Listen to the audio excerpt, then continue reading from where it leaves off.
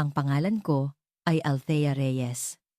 Ako ay 28 taong gulang at 15 taon na ang nakalipas. Pinalayas ako ng sarili kong mga magulang sa aming bahay noong ako'y 20 anyos pa lamang.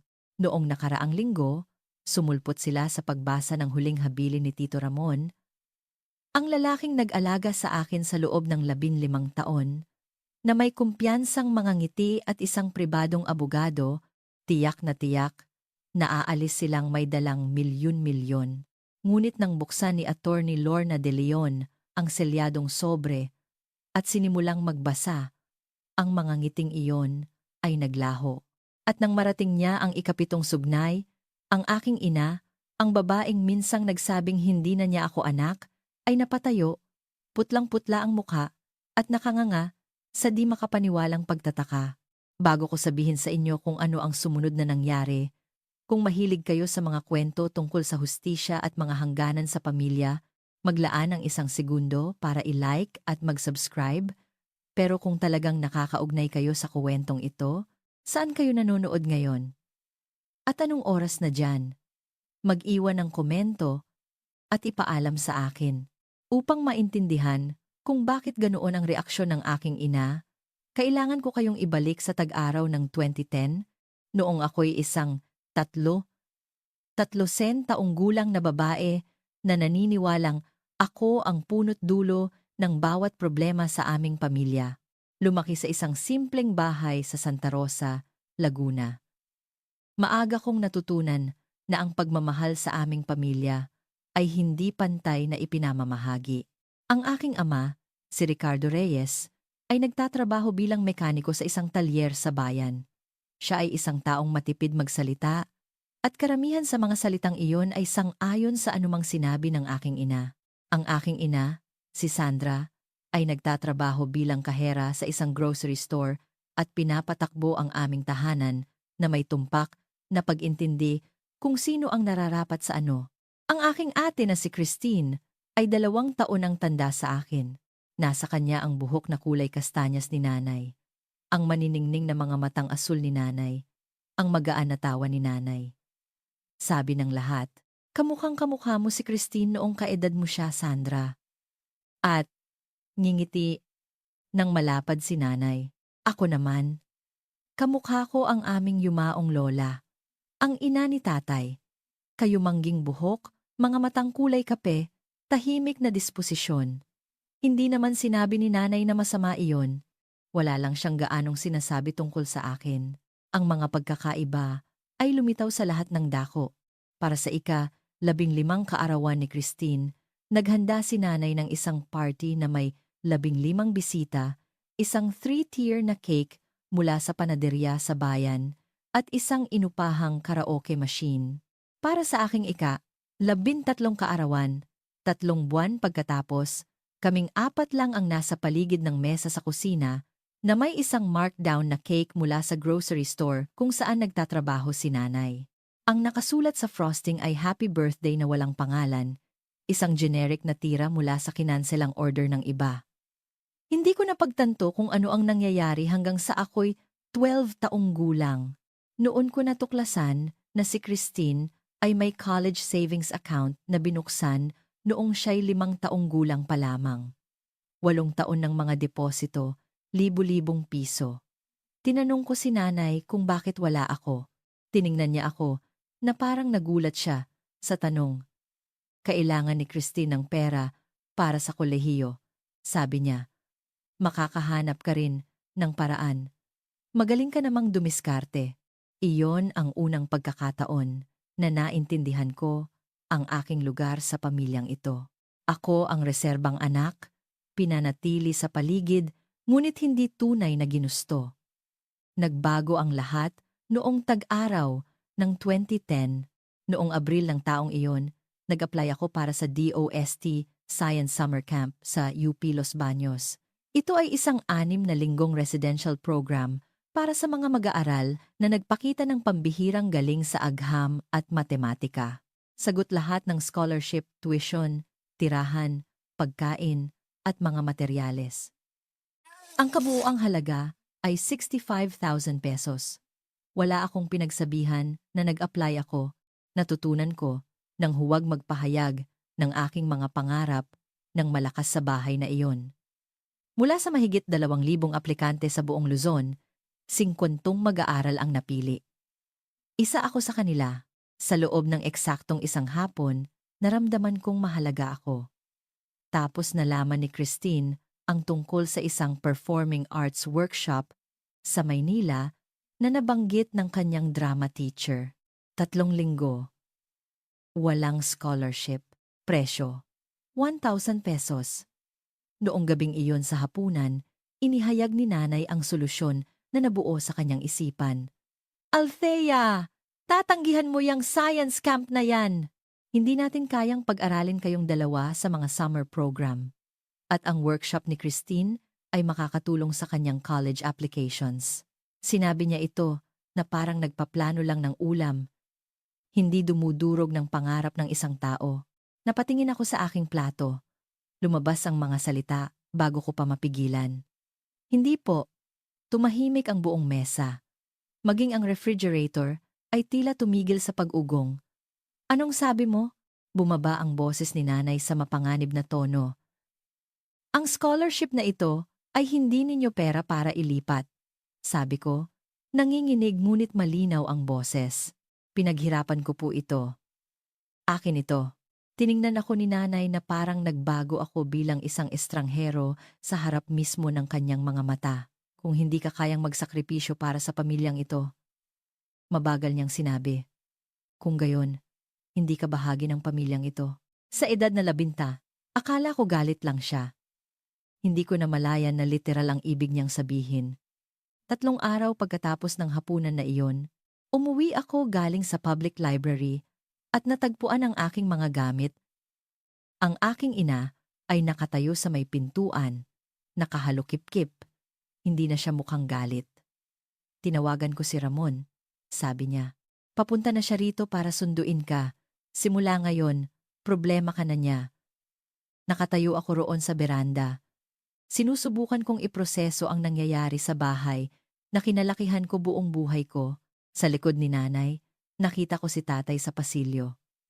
Hindi siya tumingin sa akin. Wala siyang sinabi. Tumingin ako sa bintana sa ikalawang palapag. Si Christine ay nanonood mula sa likod ng kurtina. Nang magtama ang aming mga mata, umatras siya pabalik sa dilim ng kanyang silid. Hindi siya bumaba. Naghintay ako sa berandang iyon mula 6:00 ng gabi hanggang 10:00 ng gabi. 4 na oras. Pumasok muli ang aking ina pagkatapos ng unang 5 minuto. Hindi kailanman binuksan ang ilaw sa beranda. Nakatira si Tito Ramon sa BGC, Taguig, 3 oras ang layo. Nagmaneho siya buong gabi para makarating sa akin. Nang pumarada ang kanyang kulay abong Honda sa driveway, nakaupo pa rin ako sa mga garbage bag na iyon, yakap-yakap ang aking mga tuhod. Bumaba siya nang walang imik sa una. Lumakad lang palapit. Tiningnan ako. At niyakap ako ng sobrang higpit na halos hindi ako makahinga. Mula ngayon, mahina niyang sinabi, may tahanan ka na. Noong gabing iyon, habang naglalakbay kami pahilaga sa kadiliman patungong BGC, hindi ko alam na may pinirmahang dokumento ang aking ina bago umalis si Tito Ramon. Hindi ko alam kung ano ang ibig sabihin nito. Isa lang akong takot na bata na nakatingin sa labas ng bintana. Nag-iisip kung ano ang nagawa kong mali. Aabuti ng 15 taon bago muling lumitaw ang dokumentong iyon.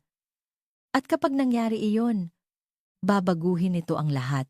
Ang bahay ni Tito Ramon sa isang subdivision sa BGC ay hindi malaki, ngunit parang napakalawak nito kumpara sa masikip na espasyong inuukupa ko sa bahay ng aking pamilya. Sa unang pagkakataon sa buhay ko, nagkaroon ako ng isang silid na para sa akin lamang. Higit sa lahat, mayroon akong isang taong naniniwala sa akin. Itinayo ni Tito Ramon ang Reyes Property Holdings mula sa simula, isang kumpanya ng commercial real estate na sinimulan niya sa isang maliit na gusaling pang-opisina na binili niya matapos magtrabaho ng double shifts sa loob ng 6 na taon. Pagsapit ng 2010, pagmamay-ari niya ang 8 ari-arian sa buong Metro Manila. Hindi siya nag-asawa, hindi nagkaanak. Nang dumating ako sa kanyang pintuan na walang dala kundi 2 garbage bag, hindi niya lang ako tinanggap, namuhunan siya sa akin. Sa sumunod na 4 na taon, ibinuhos ko ang aking sarili sa pag-aaral. Nagtapos ako sa isang high school sa Taguig noong 2014 bilang class valedictorian, presidente ng math club na may 4.0 unweighted GPA. Inalok ako ng University of the Philippines Diliman ng admission na may partial scholarship sa kanilang Virata School of Business. Pagsapit ng 2018, nakuha ko ang aking bachelor's degree sa finance, nagtapos na summa cum laude na may 3.94 GPA. Binigyan ako ni Tito Ramon ng mga pagkakataong mag-internship sa Reyes Property Holdings. Simula noong sophomore year ko, natutunan ko ang negosyo mula sa pinakamababa data entry, lease analysis, tenant relations, property assessments. Noong 2019, pagkatapos ng 18 buwan sa isang malaking accounting firm na tatawagin kong Soriano and Associates, nakuha ko ang aking CPA certification. 1 taon pagkatapos, inalok ako ni Tito Ramon ng posisyon bilang controller. Pagsapit ng 2021, ako na ang CFO. Sa aking sa 6 na kaarawan, pinamamahalaan ko ang isang portfolio ng 12 commercial properties na may kabuuang halaga na AI 1.3 bilyon. Nagpadala sa akin si Tito Ramon ng isang email noong araw na iyon. Nakasave pa rin ito sa akin. Ang subject line ay, "Para sa aking anak na babae." Simple lang ang mensahe. Hindi mo kailangang patunayan ang anuman sa mga taong nag-abandona sa iyo, ngunit kailangan mong patunayan sa iyong sarili na karapat-dapat ka. Nagawa mo na iyon. Maligayang kaarawan, Althea.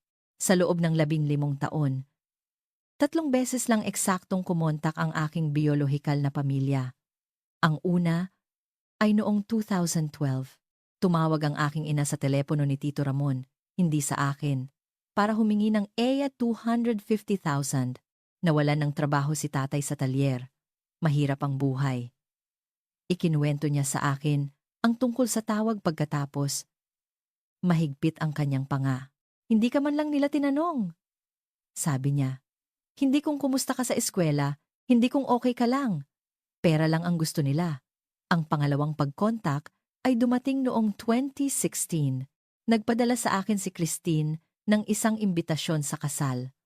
Walang personal na sulat. Walang "sana okay ka lang." Tanging ang formal na nakaprint na card na may pangalan ko at address ni Tito Ramon sa BGC. Hindi ako dumalo. Hindi ako nagpadala ng regalo. Hindi ako sumagot. Ang pangatlo ay noong 2020. Nagpadala sa akin ang aking ina ng isang email. Ang unang direktang pag-contact na sinimulan niya mula nang palayasin niya ako. Ang subject line ay, "Kamustahan."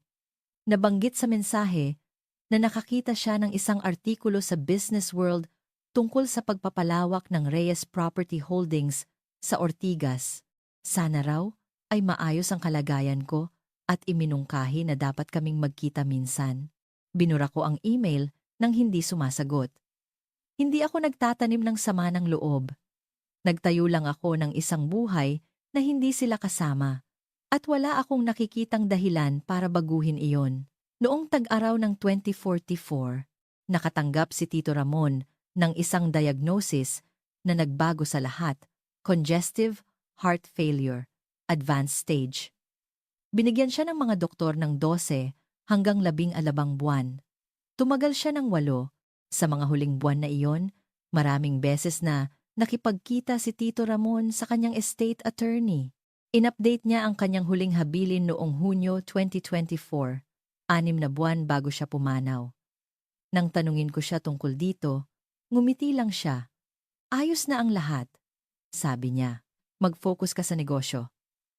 Hindi ko alam kung ano ang isinulat niya. Hindi ko alam ang tungkol sa mga sugnay. Lubos akong nagtiwala sa kanya. Wala akong ideya kung ano ang darating. Pumanaw si Tito Ramon noong Pebrero 28, 2025. Payapa siyang namatay sa kanyang pagtulog sa St. Luke's Medical Center habang hawak ko ang kanyang kamay. Isang linggo pagkatapos, noong Marso 7, nasa opisina ako sa Reyes Property Holdings nang mag-vibrate ang aking telepono na may hindi kilalang numero mula sa Laguna. Halos hindi ko sinagot. Agad na nakilala ang boses. Hindi binago ng 15 taon ang partikular na paraan ng aking ina sa pagsabi ng pangalan ko, na parang tinitikman niya ang isang bagay na hindi siya sigurado kung gusto niyang lunukin. Sandra. Pinanatili kong neutral ang aking boses. Hindi nanay, pangalan lang niya. Isang maikling paghinto, halos marinig ko siyang nagre-recalibrate. Nabalitaan ko ang tungkol kay Ramon. Sabi niya, nakikiramay ako sa iyong pagkawala. Naisip ko na dapat akong pumunta para sa memorial service, para magbigay galang. 3 araw na ang nakalipas ng memorial, sabi ko. Isa pang paghinto. Well, narinig ko rin na may pagbasa ng huling habilin na darating. May karapatan ang pamilya na dumalo sa mga ganyang bagay, alam mo na. Lalo na tungkol ito sa ari-arian ng isang kapatid. Hayo na. Ang totoong dahilan ng tawag, paano mo nalaman ang tungkol sa pagbasa ng huling habilin? Mayroon akong abogado, si Victor Salcedo. Gumawa siya ng ilang tawag. Nag-trigger ng isang malabong alaala ang pangalan. Nabanggit minsan ni Tito Ramon, ang isang Victor Salcedo. Isang abogado na kinonsulta niya, maraming taon na ang nakalipas, at nagpasya siyang, "Wag kunin." Kinausap ko si attorney, Lorna De Leon, ang estate attorney ni Tito Ramon. Kinabukasan, kinumpirma niya ang aking mga hinala. Kinuha ni Sandra si Victor Salcedo para maghain ng pagtutol sa huling habilin. Ang kanilang basehan, di nararapat na impluensya na inaakusahan akong minanipula ko ang isang may sakit na tao sa kanyang mga huling buwan. Hinihiling din nilang dumalo sa pagbasa ng huling habilin bilang mga kagyat na kapamilya ng namatay. Sa larawan, nakangiti siya, na para bang alam niyang mangyayari ito, na para bang pinlano niya ito. Ang opisina ni Attorney De Leon ay nasa ika-47 palapag ng isang tore sa BGC. Sa pamamagitan ng mga bintanang mula sahig hanggang kisame, makikita mo ang buong skyline ng Metro Manila sa isang malinaw na araw. Hindi malinaw ang Marso 10. Bumuhos ang ulan sa salamin habang inilatag ni Lorna ang sitwasyon. Nag-file si Victor Salcedo ng formal na pagtutol sa huling habilin sa ngalan ni Ricardo at Sandra Reyes, sabi niya. Habang idinulas ang isang dokumento sa kanyang mesa, ang paratang ay di nararapat na impluensya. Sinasabi nila na inilayo mo si Ramon sa kanyang pamilya noong may sakit siya at pinilit mo siyang baguhin ang kanyang estate plan. Binasa ko ang isinampa, naninikip ang aking tiyan. Sa bawat talata, hinihingi nila ang 50% ng ari-arian. Patuloy ni Lorna. Ang kanilang teoryang legal ay bilang nag-iisang nabubuhay na kapatid ni Ramon, si Ricardo ay dapat magmana sa ilalim ng mga patakaran ng intestacy o, sa pinakamababa, makatanggap ng isang malaking bahagi na sumasalamin sa natural na ugnayan ng magkapatid. Natural na ugnayan? Ulit ko. 8 taon nang hindi nag-uusap sina Ricardo at Ramon bago ako tumira kay Tito Ramon. Alam mo ba yon? Tumango si Lorna. Alam ko. Ikinuwento sa akin ni Ramon ang buong kasaysayan. Ngunit hindi iyon ang ikinababahala ko sa isinampang ito. Kumuha siya ng isa pang pahina mula sa kanyang folder. Hindi nila kailangang manalo sa kasong ito. Kung aabot ito sa litigasyon, maaaring ma-freeze ang ari-arian sa loob ng 12 hanggang 20 buwan habang isinasagawa ang discovery at paglilitis. Samantala, kailangang pamahalaan ang mga ari-arian, kailangan ng atensyon ng mga umuupa, kailangang bayaran ang mga bayarin. Ang isang matagal na labanang legal ay maaaring magkahalaga ng milyon-milyon sa mga legal fee at posibleng magpababa ng halaga ng buong portfolio. Kaya, pumupusta sila na babayaran ko sila para umalis na lang Iyon ang estratehiya, sang-ayon ni Lorna. Hindi ito bihira sa mga alitan sa ari-arian. Tiningnan ko ang isinampang pagtutol. Sa seksyon na naglalarawan ng kasaysayan ng aming pamilya, isinulat ni Sandra na inabandon ako ang aking pamilya at sinamantala ang kalungkutan ni Ramon. Ang babaeng nagpalayas sa akin ay nagsasabing ako ang nag-abandona sa kanya. Mayroon ka bang anumang dokumentasyon tungkol sa iyong sitwasyon noong 2010? Tanong ni Lorna. Anumang bagay na nagpapatunay kung ano talaga ang nangyari noong tumira ka kay Ramon? Naisip ko ang gabing iyon sa beranda.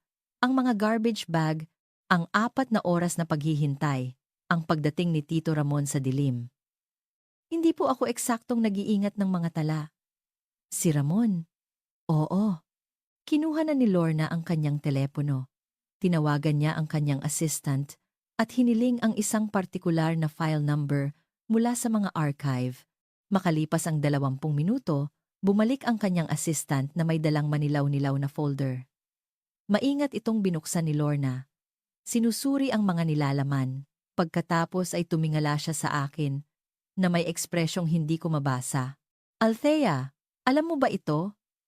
Idinulas niya ang dokumento sa ibabaw ng mesa.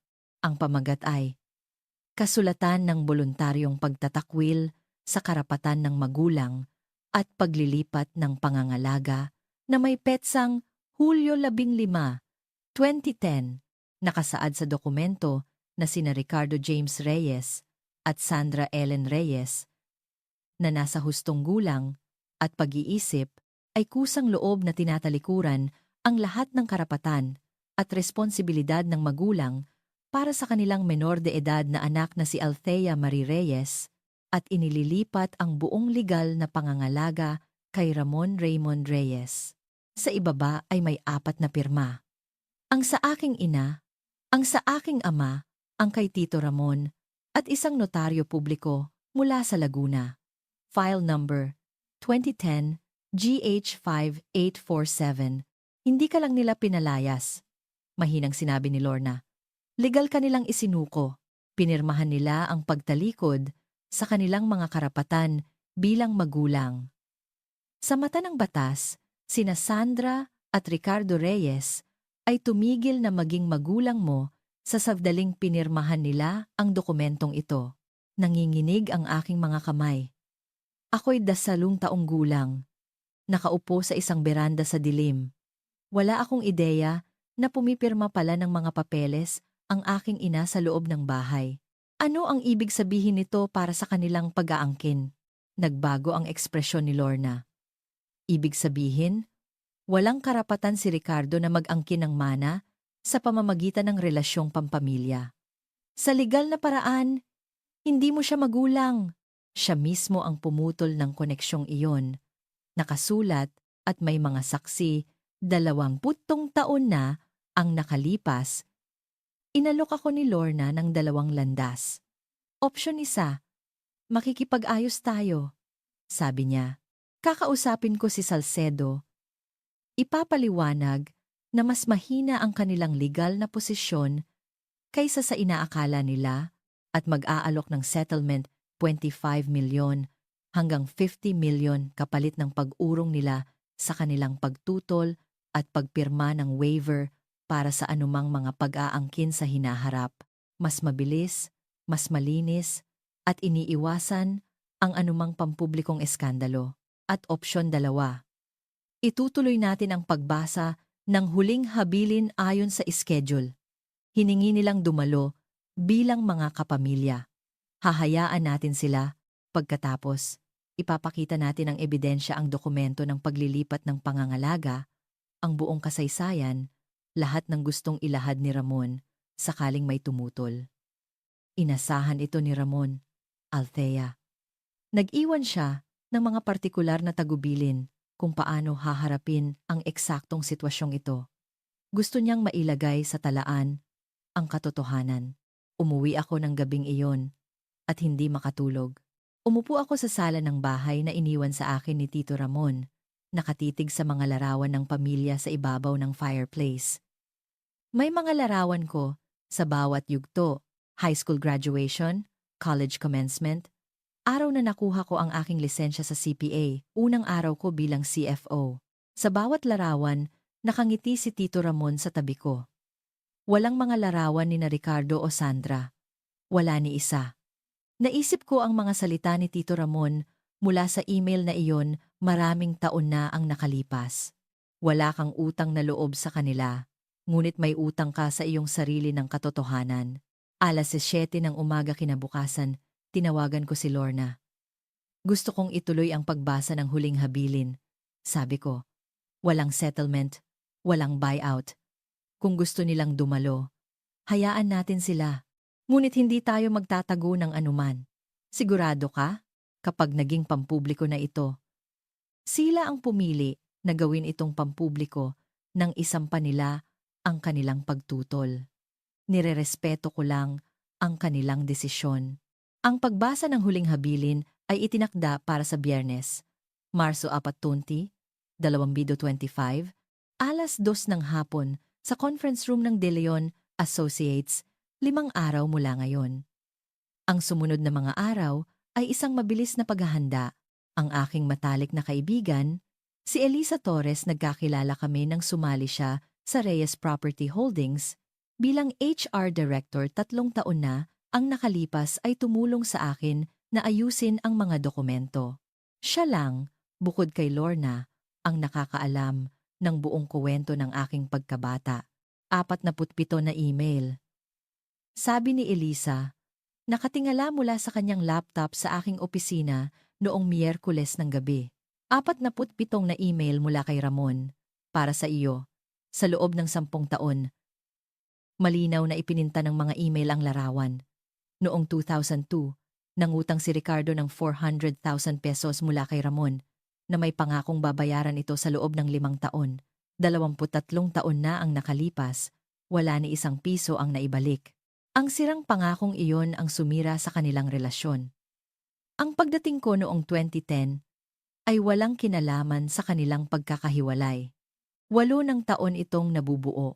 Kinuha rin ni Elisa ang mga financial report mula sa aking 3 taon bilang CFO.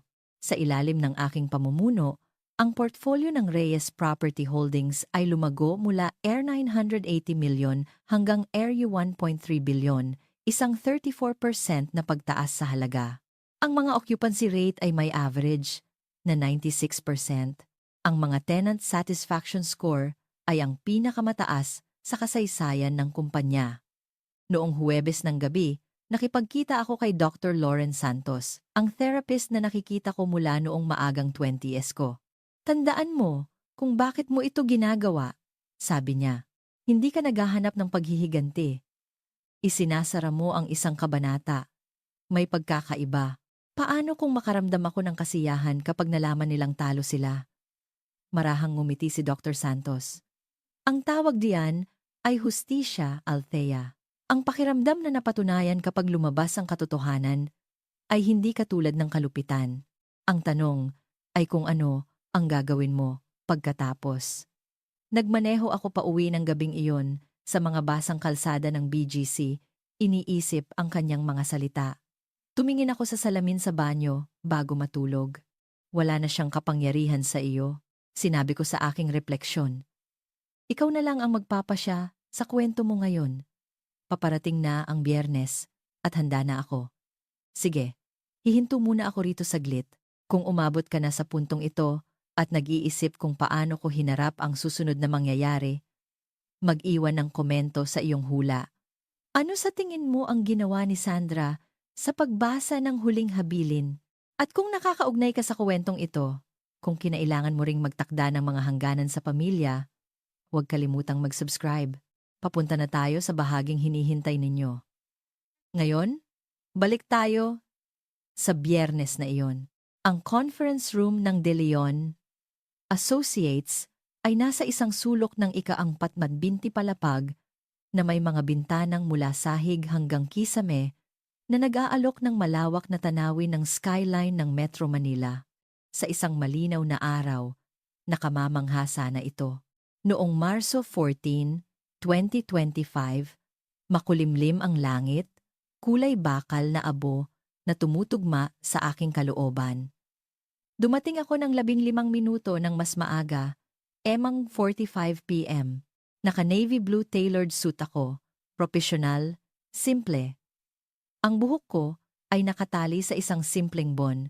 Natutunan ko kay Tito Ramon na ang pinakamakapangyarihang mga tao sa isang silid ay hindi kailangang ipahayag ang kanilang sarili. Ang conference room ay kayang magpaupo ng 20 sa pangunahing mesa na may karagdagang mga upuan na nakaayos sa gilid ng mga pader. Nang pumasok ako, 20 na tao na ang naroroon. Nakaupo si Attorney De Leon sa dulo ng mesa kasama ang 2 junior associate. Si Tomas Gomez, ang senior auditor mula sa Soriano and Associates na humawak sa mga account ni Tito Ramon sa loob ng 1 dekada, ay nakaupo malapit sa bintana. Kinatawan mula sa 3 organisasyong pangkawanggawa. Ang umuupo pa sa ilang upuan, Philippine General Hospital Foundation, Gawad Kalinga, at Haribon Foundation. Si Tito Ramon ay isang malaking donor sa lahat ng 3 sa loob ng mahigit 20 taon. 5 senior staff mula sa Reyes Property Holdings ang magkakasamang nakaupo malapit sa pinto. Ilang taon na silang nagtrabaho kasama si Tito Ramon at kilala na ako mula pa noong mga araw ko bilang intern. Nahuli ni Lorna ang aking tingin at itinuro ang isang upuan sa gitna ng mesa, direkta sa tapat kung saan siya magbabasa ng huling habilin. Umupo ako. Inayos ang folder ng mga dokumento na inihanda ni Elisa sa harap ko. Sa pamamagitan ng salaming pader ng conference room, nakikita ko ang elevator lobby. Alas, 2:00 ng hapon, bumukas ang mga pinto ng elevator. Kahit sa malayo, nakikita kong nagbihis siya para sa okasyon, itim na bestida, kuwintas na perlas, buong makeup. Sa likod niya ay ang aking ama, ang aking kapatid na babae, at isang lalaki na nakamamahaling suit na may dalang mamahaling leather briefcase. Magsisimula na ang palabas. Pumasok si Sandra Reyes sa conference room na parang pag-aari niya ito. Ganoon lagi ang kanyang paraan. Nagpapakita ng kumpiyansa na hindi niya pinaghirapan. Umaangkin ng espasyo na hindi ibinigay sa kanya. Nakasuot siya ng isang itim na bestida na mukhang bago, at ang kanyang kuwintas na perlas ay sumasalamin sa mga ilaw sa itaas habang sinusuri niya ang silid na may isang sanay na ekspresyon ng marangal na pagluluksa. Sa likod niya, sumunod ang aking ama, si Ricardo, na nakasuot ng isang kulay abong suit na hindi na masyadong kasya. Tumaas ang kanyang timbang sa mga taon mula nang huli ko siyang makita. Saglit na natagpuan ako ng kanyang mga mata, pagkatapos ay mabilis na umiwas.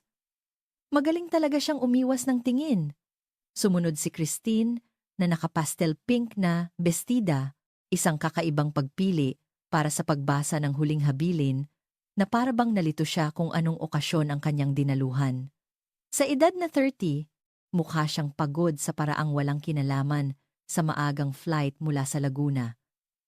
Siya ay matangkad, may kulay pilak na buhok, na may uri ng pulidong kumpiyansa na nagmula sa mga dekada ng high-stakes na litigasyon.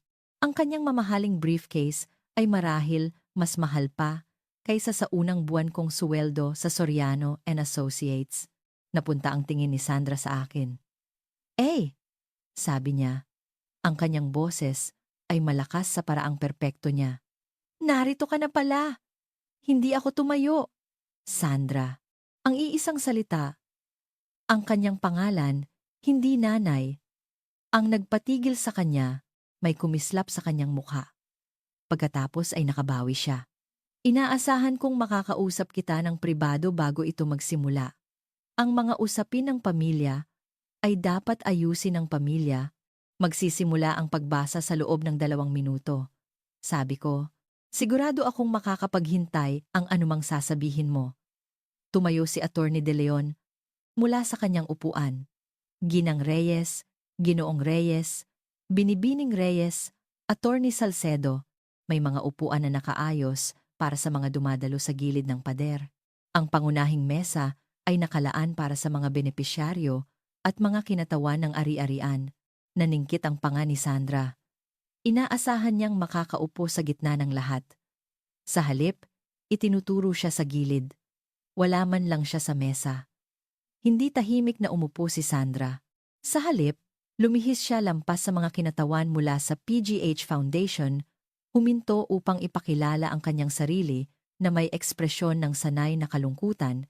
"Ako si Sandra Reyes," sabi niya, nang sapat na malakas para marinig ng halos buong silid ipag ni Ramon. Medyo malapit kami sa isa't isa sa loob ng maraming taon bago ang hindi magandang pagkakahiwalay na ito. Makahulugan siyang tumingin sa aking direksyon. Ang kinatawan ng ospital, isang babae sa kanyang 50s na nagngangalang Dr. Patricia Velasco, ay tumango ng magalang, ngunit walang sinabi. Hindi natinag si Sandra.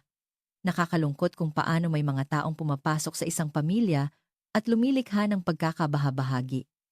Si Ramon ay isang napakabuting tao, napakatiwala, marahil masyadong mapagtiwala. Pinanatili ko ang aking mga mata sa aking folder. Hindi ako sumagot. Matagal ko nang natutunan na si Sandra ay nabubuhay sa mga reaksyon. Si Christine, na umuupo sa isang silya sa gilid ng pader, ay nagdagdag ng kanyang sariling pyesa. Dati, laging bumibisita si Tito Ramon sa amin sa Laguna noong mga bata pa kami. Hindi ko maintindihan kung bakit siya ang nakaupo doon at tayo ay nandito sa likod. Si Victor Salcedo ay nagsusulat na. Ang kanyang panulat ay gumagalaw sa isang legal pad. Itinatala ang lahat, binubuo ang kanilang kaso, naghahanap ng anumang reaksyon na maaari niyang baluktutin. Wala akong ibinigay sa kanya. Umupo si Sandra sa tabi ni Christine, ngunit hindi pa siya tapos. Habang inaayos ni Lorna ang kanyang mga papel sa dulo ng mesa, muling bumasag sa katahimikan ng silid ang boses ni Sandra. Ang isang anak na itinakwil ng kanyang mga magulang ay karaniwang may dahilan. Sana lang nakita ni Ramon ang tunay niyang kulay tulad ng nakita namin. Laging alam ng isang ina. Ang mga salitang iyon ay nanatili sa hangin. Ilang tao sa silid ang hindi mapakali. Si Tomas Gomez, ang auditor, ay nakatitig kay Sandra na may hayag na pagtataka. Tiningnan ko siya. Tunay na tiningnan siya.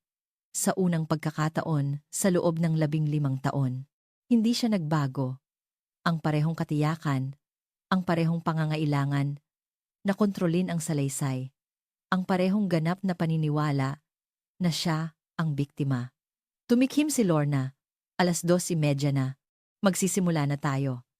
Tinanggal ni Attorney De Leon ang selyo sa isang malaking sobre na may maingat na katumpakan ng isang taong ginawa na ang ritual na ito ng daan-daang beses.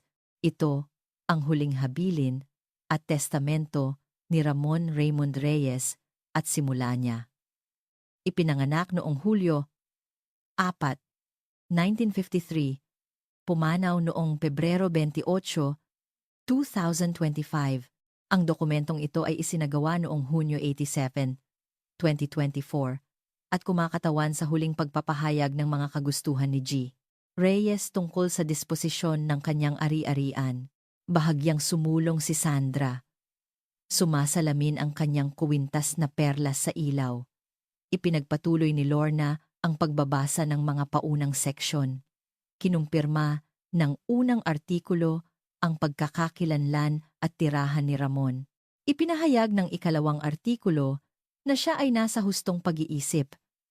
Nabanggit ni Lorna na isang psychiatric evaluation ang isinagawa ni Dr.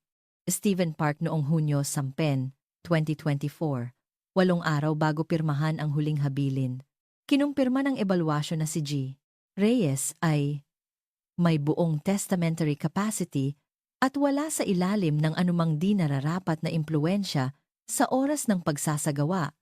Basa ni Lorna. Nahuli kong nagpapalitan ng tingin, sina Sandra at Victor Salcedo, umaasa silang tututulan ang kalagayan ng isip ni Ramon. Ang dokumentasyong ito ay nagpakomplikado sa kanilang estratehiya. Binawi ng ikatlong artikulo ang lahat ng naunang huling habilin at kodisil. Pagkatapos ay bumaling si Lorna sa ika-4 na artikulo, ang imbentaryo ng mga ari-arian. Sa oras ng pagkamatay, Ang ari-arian ni G. Reyes ay kinabibilangan ng mga sumusunod. 12 commercial properties na matatagpuan sa buong Metro Manila na may pinagsamang tinasang halaga na higher 1 billion. Mga investment account na naglalaman ng mga diversified equity holding na nagkakahalaga ng humigit kumulang 430 million, cash at mga liquid asset na nagkakahalaga ng 4 million. Narinig kong bumulong si Christine kay Sandra. Halos 1.3 billion yan. Tumango si Sandra, ang kanyang mga mata ay nagkakalkula. Saglit na tumingala si Lorna. Ang huling habilin ay naglalaman ng 47 pahina. Magpapatuloy na ako ngayon sa ika-5 artikulo na tumutukoy sa mga partikular na pamana at pagbubukod. Binuklat niya ang pahina at inayos ang kanyang salamin sa pagbasa. Ika-5 artikulo, tungkol kay Ricardo James Reyes, kapatid ng namatay. Talagang ngumiti si Sandra. Hindi magtatagal ang ngiti niyang iyon. Matatag ang boses ni Lorna habang binabasa ang pambungad na linya. Wala akong inilalaan sa huling habiling ito para sa aking kapatid na si Ricardo James Reyes dahil sa mga sumusunod na dahilan na nais kong basahin ng malakas at ilagay sa talaan. Kumislap ang ngiti ni Sandra. Ipinagpatuloy ni Lorna ang pagbabasa ng mga salita ni Ramon.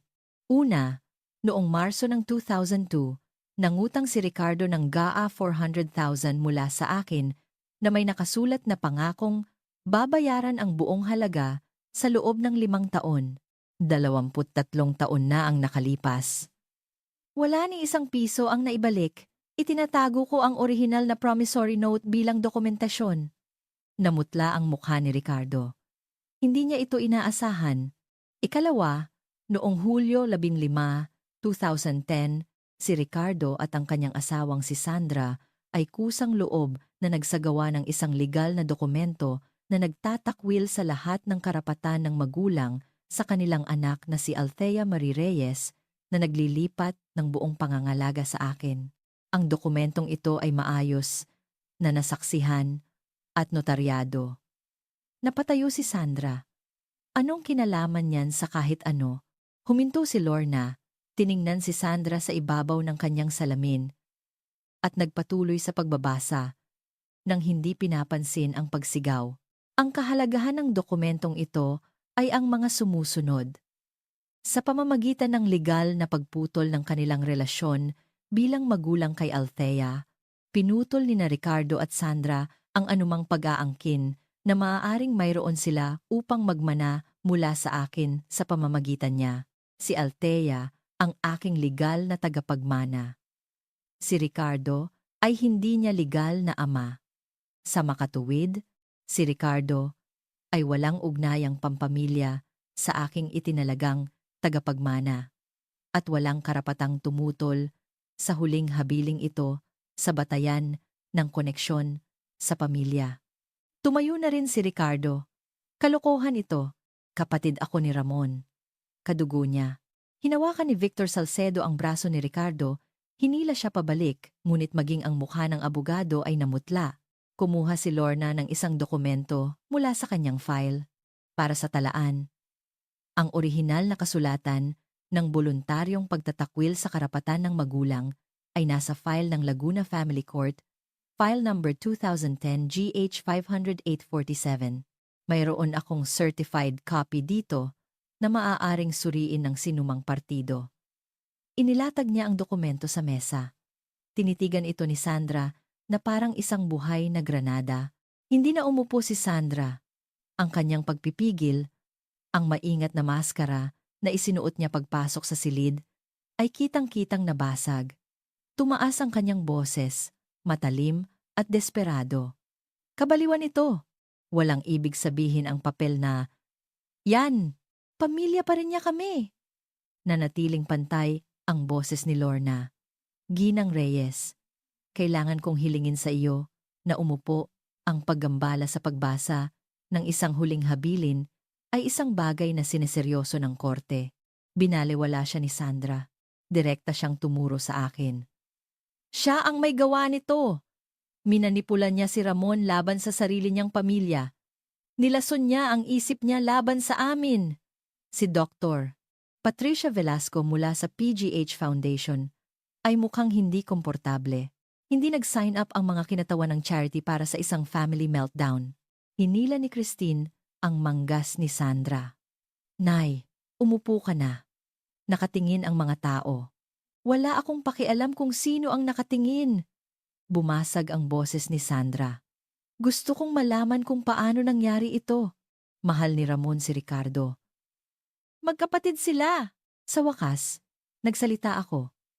Ang aking boses ay lumabas na kalmado, matatag, sa paraang itinuro sa akin ni Tito Ramon na magsalita sa mahihirap na negosasyon. Huwag mong itaas ang iyong boses. Hayaan mong pilitin nilang pakinggan ka. Sandra, gumawa ka ng isang desisyon, 15 taon na ang nakalipas. Inilagay mo ang aking mga gamit sa mga garbage bag at iniwan mo ako sa isang beranda sa dilim. Pagkatapos ay pumasok ka sa loob at pumirma ng isang dokumento na ipinamimigay ako. 13 anyos ako noon. Ganap na tahimik ang silid. Iyon ang desisyon mo. Patuloy ko. Hindi sa akin. Hindi kay Tito Ramon. Sa iyo. Ang lahat ng nangyayari ngayon ay bunga lamang ng pinili mong gawin noong gabing iyon. Nabuksan ang bibig ni Sandra, ngunit walang lumabas na salita. Tinitigan ko siya ng matatag. Hindi kita kinamumuhian, pero wala rin akong utang na loob sa iyo. Siniguro mo iyon, nang pirmahan mo ang papel na iyon. Si Victor Salcedo ay mabilis na nagsusulat sa kanyang legal pad, bagaman hindi ko maisip kung anong estratehiya ang inaakala niyang maililigtas pa niya. Tumikhim si Lorna. Kung maaari tayong magpatuloy, hindi ko pa nababasa ang 7 sugnay. Sa wakas ay bumagsak si Sandra pabalik sa kanyang upuan. Ngunit ang 7 sugnay ang tunay na magwawakas sa kanyang mga pag-asa. Bumaling si Lorna sa pahina 12 ng huling habilin at huminto. Pagkatapos ay binasa niya ang mga salitang magbabago sa lahat. 7 artikulo, pagtatalaga ng nag-iisang benepisyaryo. Nagpigil ng hininga ang silid. Sa pamamagitan nito, ipinamamana ko ang kabuuan ng aking ari-arian, kabilang ang lahat ng real property, mga investment account, mga liquid asset, at mga personal na gamit sa aking legal na ampon na anak na babae, si Althea Marie Reyes. Ampon! Ang salitang iyon ay nanatili sa hangin na parang isang kulog. Namuti ang mukha ni Sandra. Literal na namuti, na parang may humigop ng dugo mula sa kanyang ulo. Ampon? Paos ang boses ni Ricardo. Kailan pa? Sumagot si Lorna na may parehong kalmadong katumpakan na ginamit niya sa buong proseso. Formal na inampon ni G. Ramon Reyes, si Althea Marie Reyes, noong Setyembre 12, 2012, noong siya ay 15 taong gulang. Ang pag-aampon ay naging pinal sa Laguna Family Court, File Number 2012, AD 3291, dahil legal ng tinalikuran nina G at G. Ricardo Reyes ang kanilang mga karapatan bilang magulang noong 2010, walang karagdagang pahintulot ang kinailangan. Tinitigan ako ni Christine. So, hindi na pala tayo. Magkaano-ano? Sinalubong ko ang kanyang mga mata. Hindi sa legal na paraan. Simula nang ipamigay ako ni nanay at tatay. Ipinagpatuloy ni Lorna ang pagbabasa. Si Althea ay hindi lamang isang benepisyaryo. Siya ang aking anak sa lahat ng paraan na mahalaga, legal, praktikal, at emosyonal. Ilang taon na siyang nagtrabaho sa aking tabi. Pinatunayan ang kanyang kakayahan at integridad at lubos akong nagtitiwala sa kanya na ipagpatuloy ang gawaing sinimulan ko. Walang sino man ang mas karapat-dapat sa pamanang ito at walang sino man ang mas mahal ko pa. Nanlabo ang aking paningin. Pinigilan ko ang mga luha. Hindi kailanman sinabi sa akin ni Tito Ramon ang buong nilalaman ng sugnay na ito. Itinago niya itong sikreto. Naghihintay para sa sandaling ito, alam na maaaring dumating ito. Umiiling si Sandra na parang sinusubukang gumising mula sa isang bangungot. Hindi ito maaaring maging legal. Bulong niya. Victor, sabihin mo sa kanila na hindi ito maaaring maging legal. Hindi sumagot si Victor Salcedo. Nakatitig siya sa kanyang legal pad, hindi gumagalaw ang panulat. Alam niyang tapos na ang kaso. Kinuha ni Lorna mula sa kanyang folder ang isang selyadong sobre na mas maliit kaysa sa iba. May isa pang item, sabi niya. Nag-iwan si G. Reyes ng isang personal na liham para kay Althea na may mga tagubilin na alukin kong basahin ang isang bahagi nito nang malakas sa pagtitipong ito kung papayag si Althea. Tumango ako, hindi nagtitiwala sa aking boses. Maingat na binuksan ni Lorna ang sobre at iniladlad ang isang sulat kamay na pahina. Ang pamilyar na sulat ni Tito Ramon ang pumuno sa papel. Ang parehong sulat kamay na nakita ko sa mga birthday card at email at mga tala na iniiwan sa aking mesa sa loob ng 15 taon.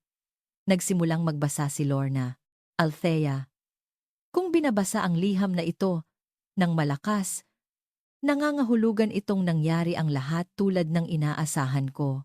Dumating ang iyong biolohikal na pamilya na naghahanap ng perang hindi nila pinaghirapan mula sa isang taong hindi nila kailanman pinahalagahan. Paumanhin na kailangan mong pagdaanan ito, ngunit alam ko rin na sapat kang malakas para harapin ito.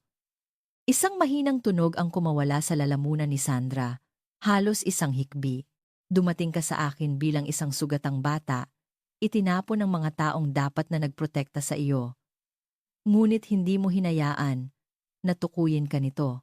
Ginawa mong determinasyon ang iyong sakit, kalayaan ang iyong kalungkutan, katatagan ang iyong pagtanggi. Hindi pa ako kailanman naging mas ipinagmamalaki sa sinuman sa buong buhay ko. Bahagyang lumambot ang boses ni Lorna habang nagpapatuloy. Hindi kita iniligtas, Althea. Iniligtas mo ang iyong sarili. Binigyan lang kita ng lugar para gawin iyon. Lahat ng iyong nakamit ang iyong edukasyon, ang iyong karera, ang iyong karakter, pinaghirapan mo ito sa pamamagitan ng iyong sariling pagsisikap. Ipinapamana ko sa iyo ang aking ari-arian. Hindi dahil kailangan mo ito, kundi dahil karapat-dapat ka rito, at dahil alam kong gagamitin mo ito para tulungan ang iba, tulad ng sinubukan kong tulungan ka. Dumadaloy na ang mga luha sa aking mukha ngayon. Hindi ko sinubukang pigilan ang mga ito. Huwag mong hayaan na iparamdam nila sa iyo na may kasalanan ka. Dahil nakaligtas ka sa kanila, huwag mo silang papasukin muli, maliban kung pipiliin mo. Wala kang utang na loob sa kanila. May utang ka sa iyong sarili ng lahat. Mahal kita, Althea. Magpakailanman, ang iyong ama, Ramon. Gumawa ng huling desperadong hakbang si Sandra. Muli siyang tumayo. Ngunit sa pagkakataong ito ay nagbago ang kanyang boses. Nawala ang galit, pinalitan ng isang bagay na nilalayong maging tunog ng isang nasaktang ina. Althea, anak, alam kong mahirap ang mga bagay noong bata ka pa. Nagkamali ako. Inaamin ko iyon ngayon. Pero, kadugo pa rin tayo. Maaari nating ayusin ito. Hindi ba't maaari man lang nating pag-usapan ang patas na paghahati ng ari-arian? Pinunasan ko ang aking mga mata at tiningnan siya. Isinuko mo ang karapatang tawagin akong anak. 15 taon na ang nakalipas. Gusto kong tutulan ang huling habiling ito, anunsyo ni Sandra sa silid. Victor, sabihin mo sa kanila na mayroon tayong basehan. Di nararapat na impluwensya. May sakit si Ramon. Inilayo niya siya. Sa wakas ay nagsalita si Victor Salcedo, bagaman parang isang taong binabasa ang sariling obituaryo. Ginang Reyes, marahil dapat nating pag-usapan ang ating mga opsyon ng pribado. Hindi. Sabihin mo sa kanila, nalalaban tayo. Sumingit si Lorna sa pamamagitan ng pag-ikot ng kanyang iPad paharap sa silid. Nasa screen ang isang email thread. Attorney Salcedo, baka gusto mong ipaliwanag ito sa iyong mga kliyente. Tumahimik ang silid. Binasa ni Lorna ng malakas. Ito ay isang email na may petsang Marso 3, 2022, mula kay Ramon Reyes para kay Victor Salcedo. Ang subject line ay pagtatapos ng serbisyo. Sa email, Isinulat ni G. Reyes Victor. Tinatapos ko na ang ating propesyonal na relasyon. Ang iyong payo? Naisama ko si Ricardo sa aking estate plan sa kabila ng kanyang mga taon ng pagsasamantala sa pananalapi at ang kanyang pagtrato kay Althea ay hindi katanggap-tanggap. Kukuha ako ng bagong abogado. Tumingala siya kay Victor. Dati kang kumakatawan kay Ramon Reyes. Tinanggal ka dahil ipinaglaban mo ang interes ni Ricardo kaysa sa mga kagustuhan ni Ramon. At ngayon tinanggap mo ang kasong ito laban sa ari-arian ni Ramon nang hindi isiniwalat ang conflict of interest na iyon sa iyong kasalukuyang mga kliyente. Nagkulay lumang semento ang mukha ni Victor. Tumingin si Sandra sa kanya. Sinabi mo sa akin na mananalo tayo. Wala siyang maisagot. Biglang tumayo si Victor Salcedo, dinampot ang kanyang mamahaling briefcase na may nanginginig na mga kamay. Kailangan kong suriin ang mga dokumentong ito, sabi niya. Ang kanyang boses ay wala na ang dating kinis. Dapat nating pag-usapan ang ating mga opsyon ng pribado, Ginang Reyes. Pag-usapan ang ano? Tumaas na naman ang boses ni Sandra. Aalis ka ngayon din sa gitna nito? Hindi sumagot si Victor. Naglalakad na siya patungo sa pinto. May matigas na lakad ng isang taong alam na maaaring gumuho ang kanyang karera. Victor! Sigaw ni Sandra sa kanya. Victor! Isinara ang pinto ng conference room sa likod niya na may mahinang kalabog. Nakatayong tulala si Sandra. Inabandona ng sarili niyang abogado sa harap ng lahat ng taong inaasahan niyang pahangain. Ilang minuto, nang hindi nagsasalita si Ricardo, nakaupo siyang nakayuko sa kanyang silya, nakatitig sa sahig. Buong buhay niyang sinunod ang pamumuno ni Sandra. At ngayon ay dinala niya silang dalawa sa isang bangin. Tahimik na umiiyak si Christine. Hindi ko masabi kung dahil ba sa pera o sa pampublikong kahihiyan. Muling lumingon sa akin si Sandra. Ang maskara ay tuluyan nang nawala. Sa ilalim nito ay puro desperasyon na lamang. At sa ilalim niyon, isang bagay na maaaring mga unang pag-usbong ng tunay na pagsisisi. Althea, basag ang kanyang boses. Pwede pa naman tayong. Ibig kong sabihin, pamilya pa rin tayo, hindi ba? Dugo ay dugo. Pwede mo pa rin. Tumayo ako mula sa mesa. Sandra, tumigil ka na sa pagiging pamilya ko noong Hulyo 15, 2010. Ikaw mismo ang pumirma sa dokumento. Hindi ako ang gumawa ng desisyong iyon. Ikaw. Kinuha ko ang aking folder at tinitigan siya ng matatag. Hindi kita kinamumuhian. Sa totoo lang, naaawa ako sa iyo, pero wala kang karapatan sa akin. Hindi sa legal, hindi sa emosyonal, hindi sa anumang paraan na mahalaga. Lumingon ako kay Lorna. Maaari na po ba tayong magpatuloy sa mga natitirang artikulo? Tumango si Lorna. Bumagsak sa upuan si Sandra. Hindi na siya muling nagsalita sa natitirang bahagi ng pagbabasa. Bumaling si Lorna sa susunod na seksyon na may sanay na kahinahunan, ikasiyam na artikulo, mga pamana para sa kawanggawa. Umayos ng upo ang mga kinatawan mula sa 3 organisasyong pangkawanggawa. Inaatasan ko na ang mga sumusunod na regalo ay ibigay mula sa aking ari-arian. Umangputmay ng milyon sa PGH Foundation. Nagagamitin para sa pagtatatag ng isang scholarship fund para sa mga batang mula sa mahihirap na pamilya. 15 pesos milyon sa Gawad Kalinga para sa pagtatayo ng abot-kayang pabahay sa Kalakhang, Maynila. Pisay milyon sa Haribon Foundation para sa pangangalaga ng kalikasan at mga programang pang-edukasyon sa kapaligiran. Seryosong tumango si Dr. Patricia Velasco mula sa PGH Foundation. Si Ramon ay isa sa aming pinakamatapat na donor sa loob ng mahigit 2 dekada. Ang regalong ito ay makakatulong sa daan-daang pamilya. Idinagdag ng kinatawan mula sa Gawad Kalinga. Nakatayo kami ng 6 na bahay gamit ang mga naunang donasyon ni Ramon. Nagpatuloy si Lorna. Hinihiling ko rin na ipagpatuloy ng aking anak na si Althea ang mga programang pangkawanggawa na itinatag ko noong ako'y nabubuhay pa ayon sa kanyang pagpapasya. Lubos akong nagtitiwala sa kanyang paghuhusga. Nahanap ko ang aking boses. Gagawin ko po. Pararangalan ko ang lahat ng itinayo ni Tito Ramon. Isang ideya ang pumasok sa aking isipan habang tinitingnan ko ang tatlong kinatawan ng charity na nakaupo sa silid na ito. Hindi sila narito dahil hinihingi ng batas. Narito sila dahil hiniling ni Tito Ramon na dumating sila. Nais niya ng mga saksi, mga neutral na partido na maaaring magpatotoo kung ano mismo ang nangyari dito ngayon. Kung susubukan ni Sandra at Ricardo na ituloy ang kanilang kaso, inasahan ni Tito Ramon ang bawat galaw. Nahuli ni Dr. Velasco ang aking tingin at nag-alok ng isang maliit, mabait na ngiti. Laging ikinukwento ka ni Ramon. Bawat board meeting, bawat donor event. Ginawa ni Althea ito. Nakamit ni Althea iyon. Sobrang ipinagmamalaki ka niya. Pinigilan ko ang mga bagong luha. Kahit sa kamatayan, pinalibutan ako ni Tito Ramon ng mga taong naniniwala sa akin. Nang matapos basahin ni Lorna ang mga huling artikulo ng Huling Habilin, lumingon siya sa akin. Althea, bilang nag-iisang benepisyaryo at tagapagpatupad, nais mo bang magsalita?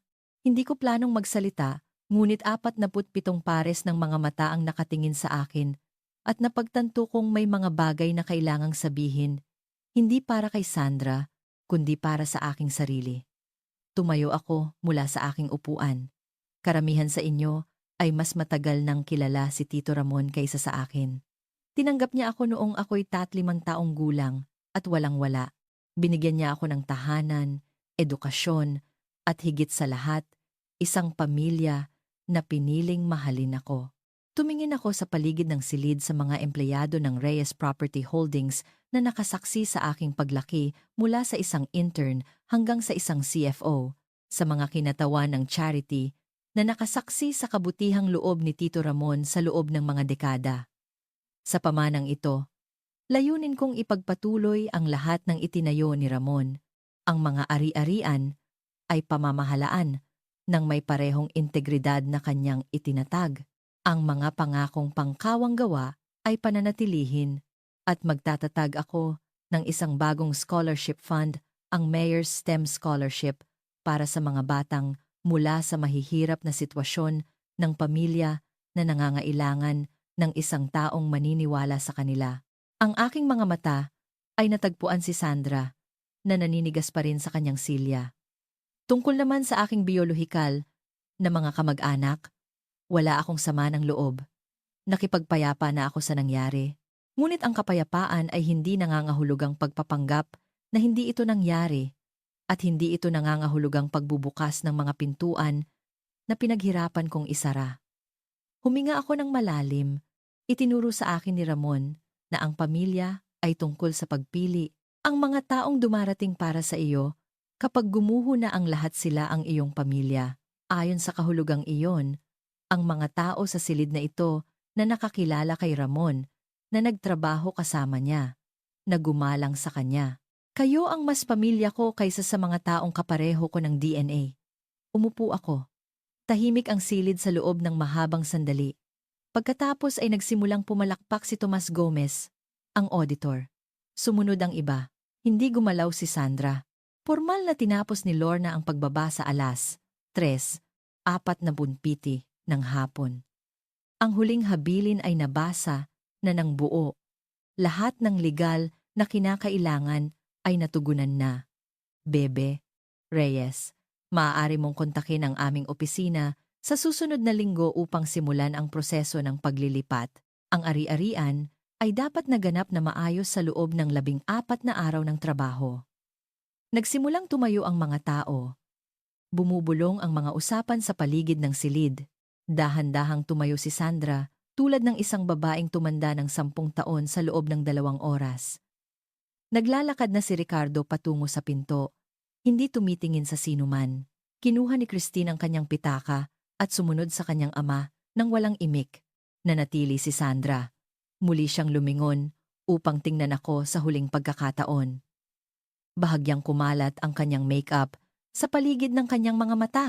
Ang kumpiyansang babae na pumasok sa silid na ito na umaasang makakuha ng milyon-milyon ay mukha ng lumiit, mas maliit kahit paano. Binuksan niya ang kanyang bibig na parang may sasabihin. Nakita kong nabuo sa kanyang mga labi ang maaaring simula ng patawad. Ngunit pagkatapos ay isinara niya ang kanyang bibig, tumalikod at lumabas. Pinanood ko siyang umalis. Ang babaeng ito na nagtapon sa akin na parang sirang gamit, na pumirma ng mga papel para gawin itong legal, na dumating 15 taon pagkatapos na umaasang makinabang sa kanyang kalupitan. Nakaramdam ako ng isang maikling kislap ng isang bagay, hindi eksaktong kasiyahan, hindi paghihiganti. Ang kakaibang kawalan na dumarating kapag sa wakas ay nagsara na ang isang kabanata. Lumapit sa akin si Dr. Velasco mula sa PGH Foundation habang lumilikas ang silid. Laging ikinukwento ka ni Ramon tuwing magkikita kami. Sabi niya, kinakamayan ako. Sinabi niya sa akin minsan na ang pagtanggap sa iyo ang pinakamagandang desisyon na ginawa niya. Nakikita ko kung bakit. Inilagay niya ang isang business card sa aking palad. Kapag handa ka ng pag-usapan ang scholarship fund na iyon, mangyaring tawagan ako ng direkta. Lumitaw si Elisa sa aking tabi.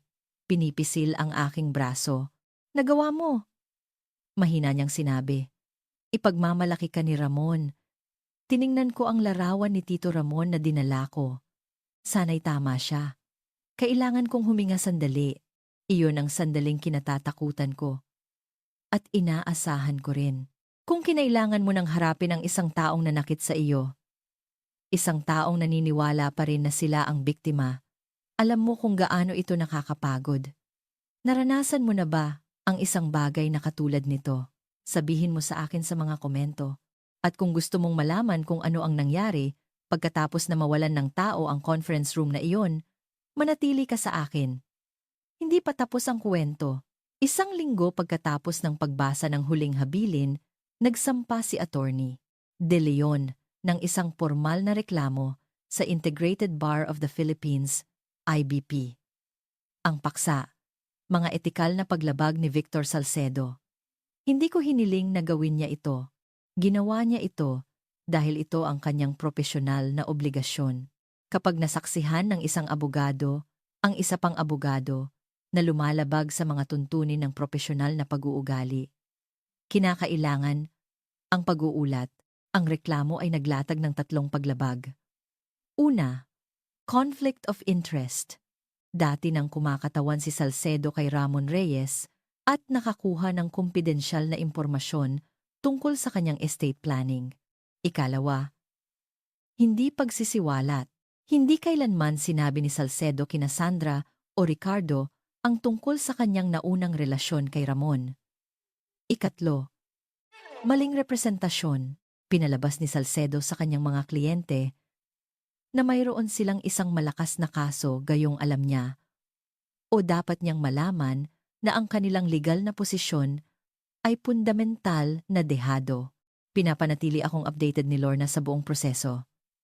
2 buwan pagkatapos ng pagsasampa, noong huling bahagi ng Mayo 2025, inilabas ng IBP ang kanilang desisyon. Si Victor Salcedo ay sinuspinde sa pag-practice ng abogasya sa loob ng 6 na buwan. Pinagmulta rin siya ng U1 100,000 at kinailangang kumpletuhin ang karagdagang pagsasanay sa etika. Sa loob ng ilang linggo ng suspensyon, 3 sa pinakamalaking kliyente ni Salcedo ay tahimik na inilipat ang kanilang negosyo sa iba. Narinig ko sa tsismis sa legal na komunidad na bumaba ng humigit kumulang 10 milyon ang kita ng kanyang kumpanya sa taong iyon. Tinanong ako minsan ni Elisa kung nasiyahan ba ako sa pagbagsak ni Salcedo. Wala akong ginawa sa kanya. Sabi ko sa kanya. Ginawa niya ito sa kanyang sarili.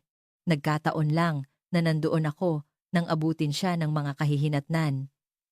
Iyon ang totoo. Hindi ako naghanap ng paghihiganti laban kay Victor Salcedo. Hindi ako nagsampa ng reklamo. Hindi ko nilobby ang kanyang suspensyon. Gumawa siya ng sarili niyang mga desisyon, pagkuha ng isang kaso na alam niyang may etikal na kompromiso, pagsisinungaling sa mga kliyente na nagtiwala sa kanya, pagpusta na mananalo siya sa pamamagitan ng pananakot sa halip na merito. Nagdusa ang kanyang karera dahil sa pinili niyang gawin. Ang ilang tao ay nagtatayo ng sarili nilang mga bilangguan nang walang anumang tulong.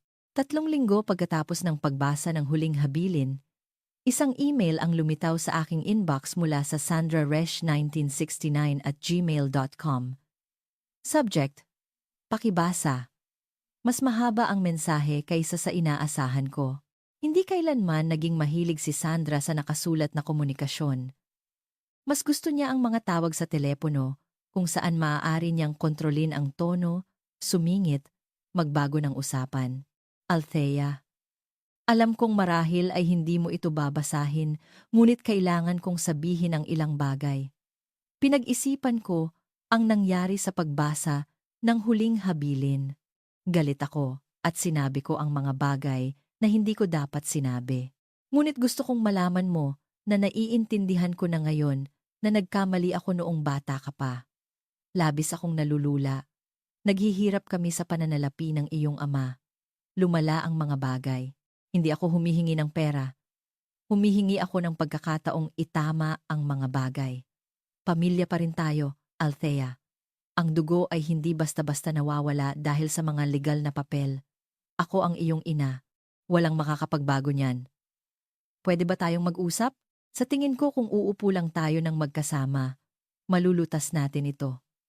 Mahal kita. Noon pa man. Nanay. Binasa ko ang email ng 3 beses. Pagkatapos, ay tinawagan ko si Dr. Santos, ang aking therapist, at binasa ito sa kanya sa telepono. Ano ang napapansin mo sa email? Tanong niya. Pinag-isipan ko ito. Inaamin niya ang mga pagkakamali, ngunit hindi niya tinukoy kung ano ang mga iyon. Sinisisi niya ang mga pangyayari, mga problema sa pera. Pagiging abala? Sinasabi niyang hindi siya humihingi ng pera, ngunit pagkatapos ay lumilipat sa pag-aayos nito. At tinatawag pa rin niya ang sarili niyang nanay, kahit na isinuko na niya ang karapatang iyon. Ano ang gusto mong gawin? Naglaan ako ng 2 araw para isulat ang aking tugon. 4 na pangungusap lang ito. Sandra, nabasa ko na ang iyong email. Matagal na kitang pinatawad para sa aking sarili, hindi para sa iyo. Ngunit ayaw ko ng relasyon sa iyo. Pakiusap, wag mo na akong kontakin muli. Hindi siya sumagot. Wala akong naramdamang pagkakasala, kundi kalinawan lamang. 2 buwan pagkatapos ng pagbasa ng Huling Habilin, isang sulat ang dumating sa aking address sa BGC, hindi isang email. Isang aktwal na sulat kamay sa simpleng papel, isiniksik sa isang medyo lukot na sobre na may selyo mula sa Laguna. Ang return address ay nakalista bilang K. Warren. Kinuha ni Christine ang apelyido ng kanyang dating asawa nang magpakasal siya. Binuksan ko ito nang may pag-aatubili, inaasahan ang mas maraming manipulasyon. Ang natagpuan ko ay iba. Althea, hindi ako sumusulat para humingi ng anuman. Ayaw ko ng pera. Ayaw ko ng kapatawaran. Kailangan ko lang sabihin ang isang bagay na dapat kong sinabi. 15 taon na ang nakalipas. Noong gabing pinalayas ka ni nanay at tatay, nanonood ako mula sa bintana ng aking kwarto.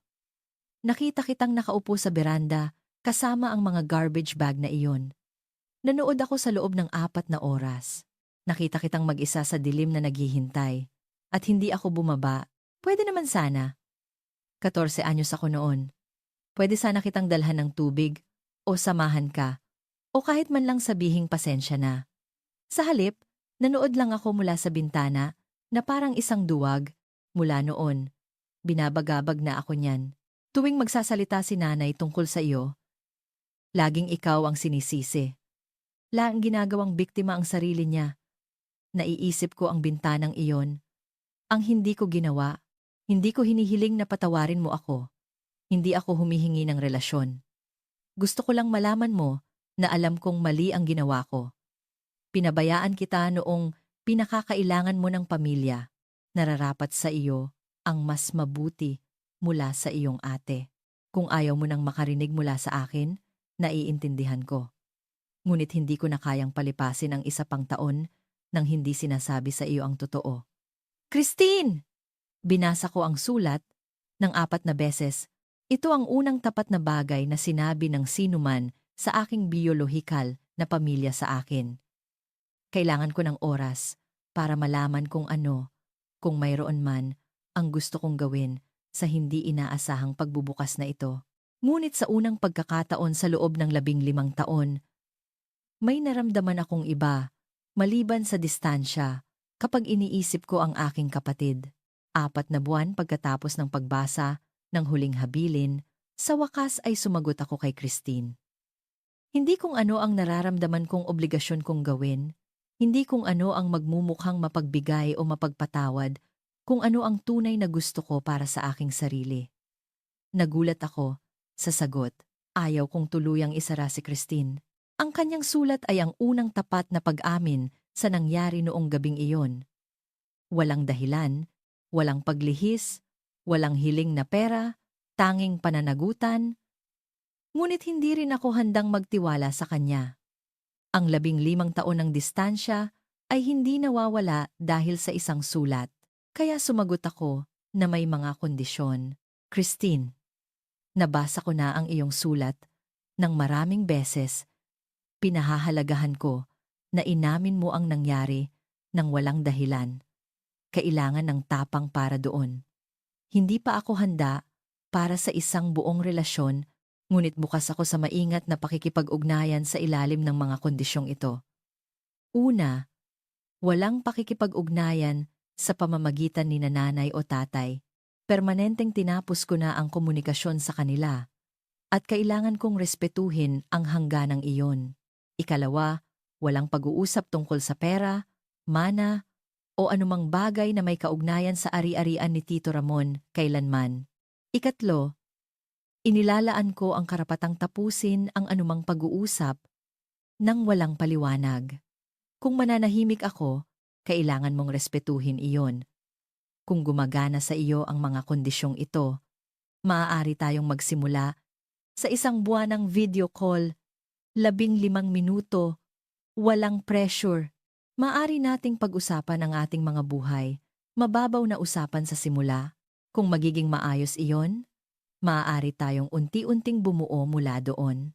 Hindi ko sinasabing pinatawad na at nakalimutan na ang lahat. Sinasabi ko na handa akong tingnan kung mayroong isang bagay na karapat-dapat itayo, ngunit kailangan itong maging ayon sa aking mga tuntunin. Ipaalam mo sa akin kung tinatanggap mo ang mga kondisyong ito. Althea, dumating ang kanyang tugon pagkatapos ng 3 araw. Isang salita, tinatanggap ko. Itinakda ko ang aming unang tawag para sa susunod na Sabado, 15 minuto. Iyon lang ang maipapangako ko. Ngunit ito ay isang simula. Ang unang video call kay Christine ay nangyari noong isang Sabado ng hapon noong Setyembre 2025, 6 buwan pagkatapos ng pagbasa ng huling habilin. Nakaupo ako sa aking home office, nabukas ang aking laptop, pinapanood ang mga segundo na bumibilang hanggang 2:00 ng hapon. Mas mabilis ang tibok ng aking puso kaysa noong pagbasa ng huling habilin. Mas mapanganib ang pakiramdam nito.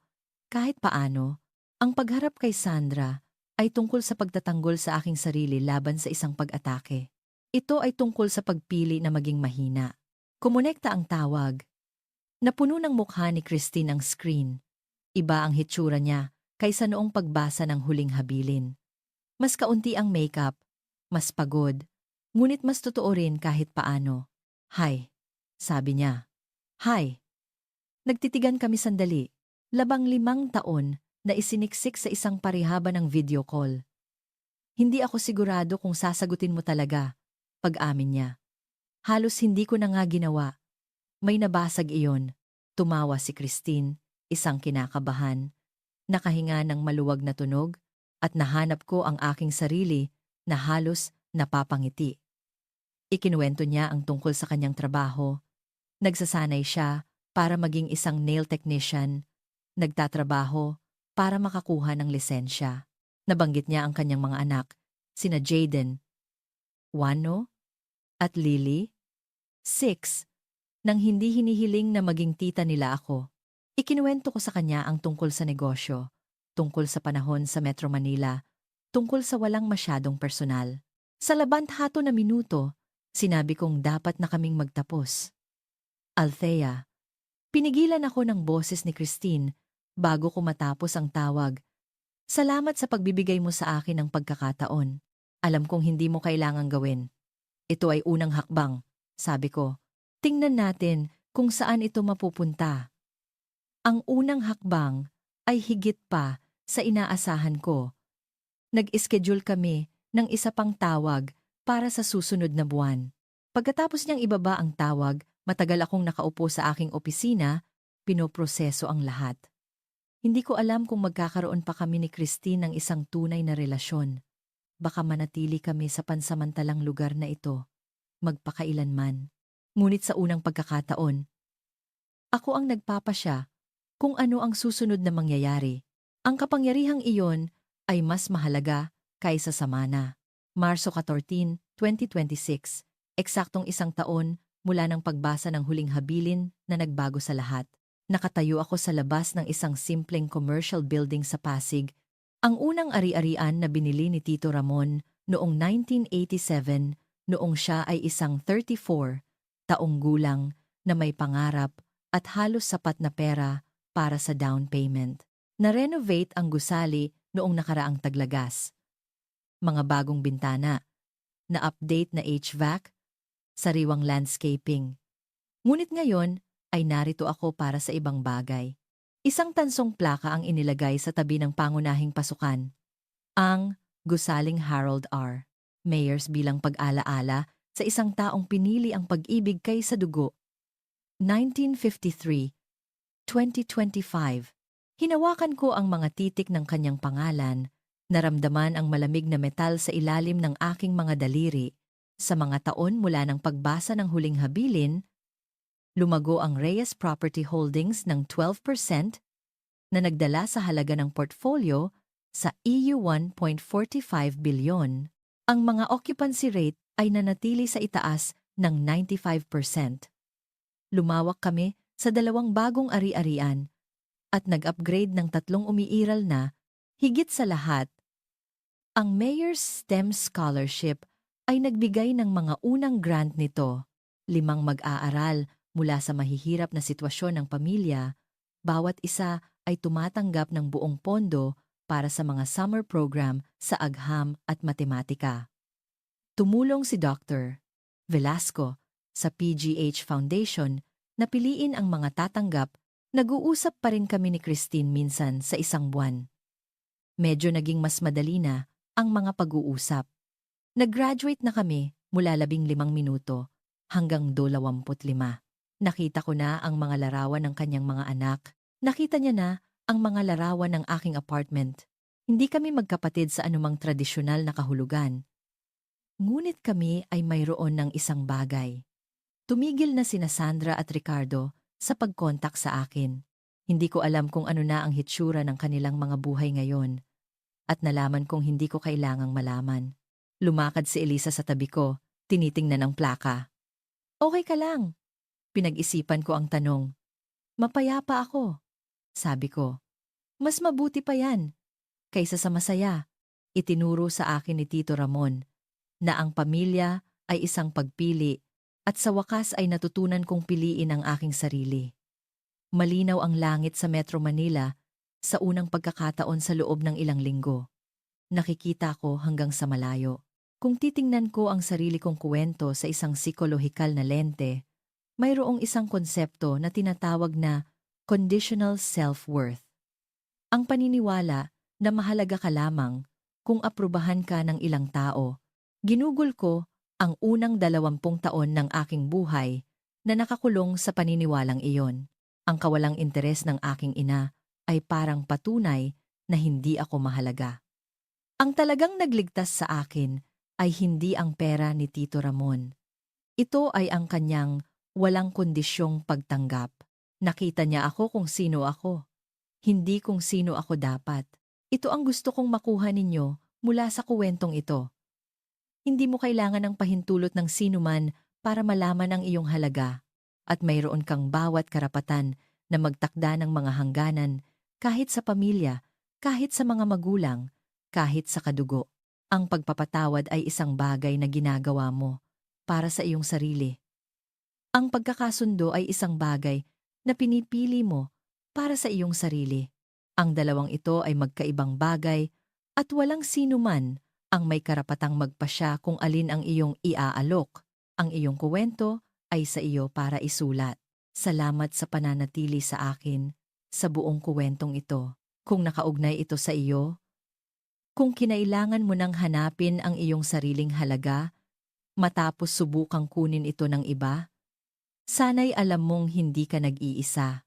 Kung gusto mong makarinig ng mas maraming kwento tulad nito, mag-subscribe at pindutin ang notification bell. At tingnan ang deskripsyon para sa mga link sa mga katulad na kwento tungkol sa mga hangganan, pamilya, at paghahanap ng sariling landas. Hanggang sa susunod, mag-ingat kayo.